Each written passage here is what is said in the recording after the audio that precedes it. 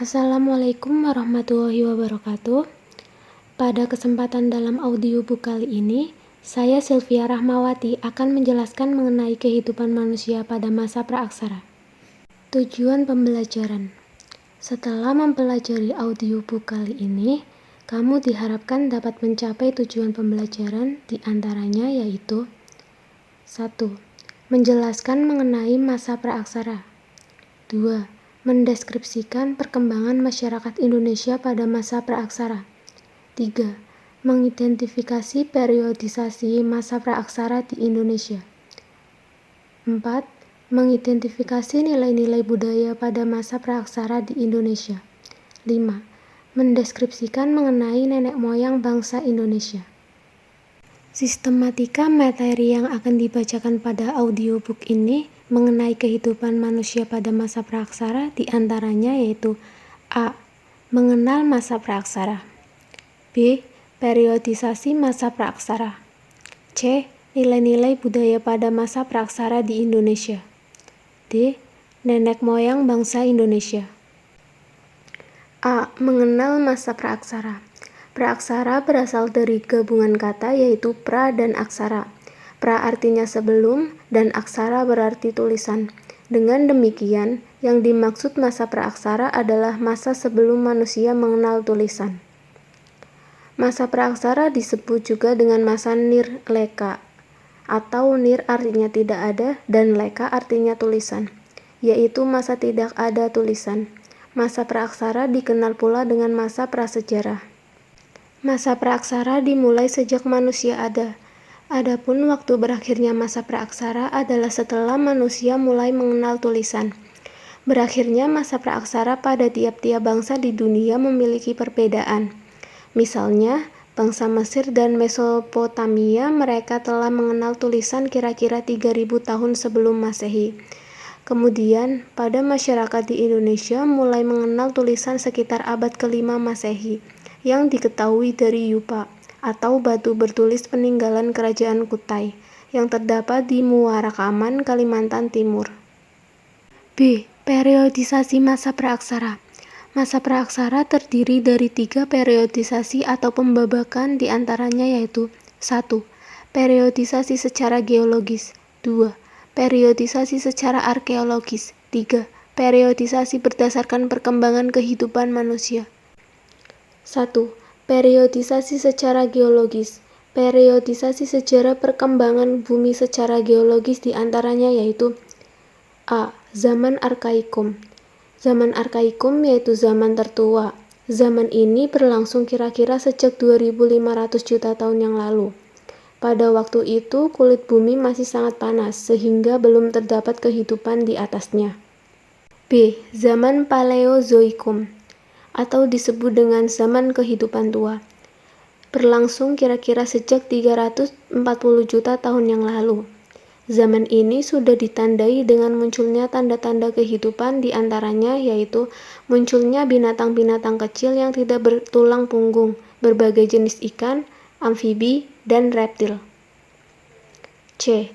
Zaman Mesozoikum, yaitu zaman kehidupan pertengahan berlangsung kira-kira sejak 140 juta tahun yang lalu. Pada zaman ini, kehidupan di bumi makin berkembang. Binatang-binatang mencapai bentuk tubuh yang besar. Kita mengenalnya sebagai dinosaurus. Di samping itu, juga mulai muncul berbagai jenis burung. Zaman Mesozoikum disebut pula dengan zaman reptil karena pada zaman ini jenis binatang reptil yang paling banyak ditemukan. D. Zaman Neozoikum atau Kenozoikum, yaitu zaman kehidupan baru, berlangsung sejak kira-kira 60 juta tahun yang lalu. Pada zaman Neozoikum atau Kenozoikum dibagi menjadi 2, yaitu 1. Zaman Tertier. Pada zaman Tertier, jenis-jenis reptil besar mulai punah, dan bumi umumnya dikuasai oleh hewan-hewan besar yang menyusui. Contohnya yaitu jenis gajah purba atau Mammuthus yang pernah hidup di Amerika Utara dan Eropa. 2. Zaman Kuartier. Pada zaman Kuartier berlangsung sejak kira-kira 3 juta tahun yang lalu. Zaman ini sangat penting bagi kita karena merupakan awal kehidupan manusia pertama kali di muka bumi. 2. Periodisasi secara arkeologis terdiri dari A. Zaman batu. Zaman batu adalah zaman ketika sebagian besar perkakas penunjang kehidupan manusia terbuat dari batu. Pada zaman batu ini dibagi menjadi 3, yaitu 1. Paleolitikum. Paleolitikum berasal dari kata paleo artinya tua dan litos yang artinya batu, sehingga zaman ini disebut zaman batu tua. Hasil kebudayaannya banyak ditemukan di daerah Pacitan dan Ngandong, Jawa Timur. Pada zaman batu diperkirakan berlangsung kurang lebih 600.000 tahun lalu. Kehidupan manusia pada zaman Paleolitikum masih sangat sederhana, yaitu dengan hidup berpindah-pindah atau nomaden.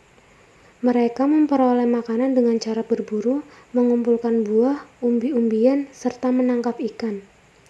Alat-alat yang digunakan pada zaman ini terbuat dari batu yang masih kasar serta belum diasah, seperti kapak perimbas atau alat serpi. 2. Mesolitikum. Mesolitikum berasal dari kata meso yang artinya tengah dan litos yang artinya batu, sehingga zaman ini dapat disebut sebagai zaman batu tengah. Hasil kebudayaan batu tengah sudah lebih maju apabila dibandingkan hasil kebudayaan zaman Paleolitikum. Pada zaman ini manusia sudah ada yang hidup menetap, sehingga kebudayaan yang menjadi ciri dari zaman ini yaitu kebudayaan Jochen Modinger dan kebudayaan Abyssos Rosse. Jochen Modinger adalah timbunan kulit karang dan siput yang menggunung serta sudah menjadi fosil yang ditemukan di sepanjang pantai timur Sumatera. Abyssos Rosse atau Abris yang berarti tinggal, sos berarti dalam, Rosse berarti gua, sehingga diartikan sebagai gua-gua yang dijadikan tempat tinggal manusia purba yang berfungsi sebagai tempat perlindungan dari cuaca dan binatang buas. 3. Neolitikum. Neolitikum berasal dari kata neo yang artinya baru dan litos yang artinya batu. Neolitikum berarti zaman batu baru. Manusia pada masa ini mulai hidup menetap dan mampu menghasilkan bahan makanan sendiri. Hasil kebudayaan yang terkenal dari zaman ini yaitu kapak persegi dan kapak lonjong. 4. Tradisi megalitik. Megalitik berasal dari kata mega yang artinya besar dan litos yang artinya batu. Megalitik berarti batu besar. Jadi, yang dimaksud dengan tradisi megalitik adalah pendirian bangunan dari batu yang berukuran besar. Tradisi ini muncul pada zaman batu dan erat kaitannya dengan kepercayaan yang berkembang pada saat itu, yaitu pemujaan terhadap roh nenek moyang. Jenis-jenis bangunan megalitik antara lain yaitu menhir.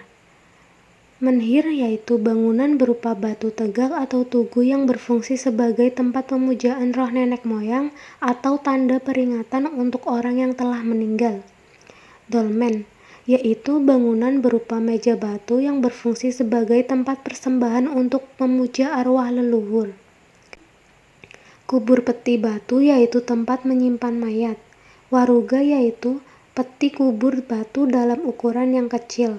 Sarkofagus yaitu bangunan berupa kubur batu yang berbentuk seperti lesung dan diberi tutup. Pundan berundak yaitu bangunan bertingkat yang dihubungkan dengan tanjakan kecil yang berfungsi sebagai tempat pemujaan roh nenek moyang. Patung. Bentuk patung masih sangat sederhana, umumnya berbentuk binatang atau manusia. B. Zaman logam. Pada zaman ini manusia tidak hanya menggunakan bahan-bahan dari batu untuk membuat alat-alat kehidupannya, namun juga mempergunakan bahan dari logam, yaitu perunggu dan besi. Menurut perkembangannya, zaman logam dibedakan menjadi 3, yaitu zaman perunggu, zaman tembaga, dan zaman besi. Di Indonesia hanya mengalami 2 zaman logam, yaitu zaman perunggu dan zaman besi. Benda-benda yang dihasilkan pada zaman ini antara lain yaitu kapak corong, nekara, moko, bejana perunggu, manik-manik, cendrasa. 3. Periodisasi berdasarkan perkembangan kehidupan. A. Masa berburu dan mengumpulkan makanan. Masa berburu makanan dibagi menjadi 2 tingkat, yaitu masa berburu dan mengumpulkan makanan tingkat sederhana dan masa berburu dan mengumpulkan makanan tingkat lanjut. B. Masa bercocok tanam. C. Masa perundagian. Pada masa ini peradaban manusia sudah maju tingkatnya. Teknologi pembuatan alat-alat atau perkakas jauh lebih tinggi dibandingkan dengan masa-masa sebelumnya. C. Nilai-nilai budaya masa praksara di Indonesia terdiri dari 1. Nilai religius atau kepercayaan. Masyarakat praksara sudah memiliki kepercayaan terhadap adanya kekuatan gaib. Mereka mempercayai adanya roh halus yang menempati pohon rimbun, hutan lebat, gua yang gelap, laut, dan lain-lain. 2. Nilai gotong royong. Masyarakat praksara hidup secara berkelompok. Mereka bergotong royong untuk kepentingan bersama. 3. Nilai musyawarah. Dalam kehidupan berkelompok, masyarakat praksara telah mengembangkan nilai musyawarah seperti pemilihan pemimpin. 4. Nilai keadilan. Pada masa praksara terdapat pembagian tugas sesuai dengan kemampuan dan keahliannya. Tugas antara kaum laki-laki berbeda dengan kaum perempuan. 5. Tradisi bercocok tanam. 6. Tradisi bahari atau pelayaran. D. Nenek moyang bangsa Indonesia. Paul dan Fritz Saracen atau Saracen bersaudara mengemukakan bahwa penduduk asli Indonesia adalah suatu ras yang berkulit gelap dan bertubuh kecil. Ras ini pada awalnya mendiami Asia bagian tenggara yang saat itu masih bersatu dengan daratan pada zaman es atau periode glasial bernama orang Veda. Ras lain yang menghuni kepulauan Indonesia yaitu Proto-Melayu dan Deutero-Melayu. Ciri-ciri fisik mereka adalah rambut lurus, kulit kuning, kecoklat-coklatan, dan bermata sipit. Itulah materi mengenai kehidupan manusia pada masa praksara di audiobook kali ini. Semoga kalian dapat memahami dan ilmu yang diterima dapat bermanfaat. Sekian dari saya. Wassalamualaikum warahmatullahi wabarakatuh.